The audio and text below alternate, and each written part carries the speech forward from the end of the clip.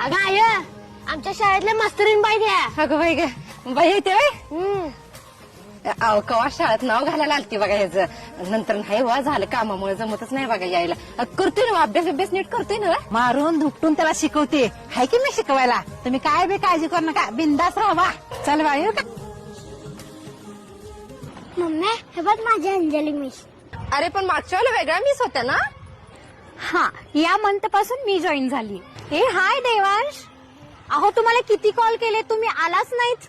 अहो मॅम आम्ही कामात होतो. बोला ना का बोलवलं होतं. अहो तुम्ही 58,000 भरलेत अजून 2,000 बाकी आहेत. आणि काय हे तुमच्या मुलाचा होमवर्क कधीच कम्प्लीट नसतो. त्याची बुक्स बघा तुम्ही नोटबुक सुद्धा इनकम्प्लीट असतात. असा हलगर्जीपणा नाही चालणार हो. अहो आम्ही दोघंही बिझी असतो आणि तरीही त्याचे प्रोजेक्ट वगैरे मी घेते कम्प्लीट करून. तेवढा नाही वेळ द्यायला भेटतो.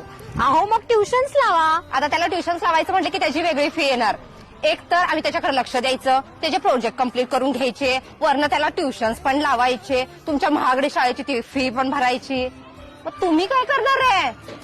फी तर आम्ही भरतो त्याच्यासाठी कामं करायला पाहिजेत. मग तुम्ही शिक्षक काय करणार. प्रत्येक गोष्ट जर आम्हीच मुलांकडून करून घ्यायची असेल मग एवढ्या महागड्या फी भरून तुमच्या शाळेत पाठवूच कशाला. जिल्हा परिषदेतच पाठवतो की पुढच्या वर्षी शाळाच बदलतो. चल बेटा देवांश.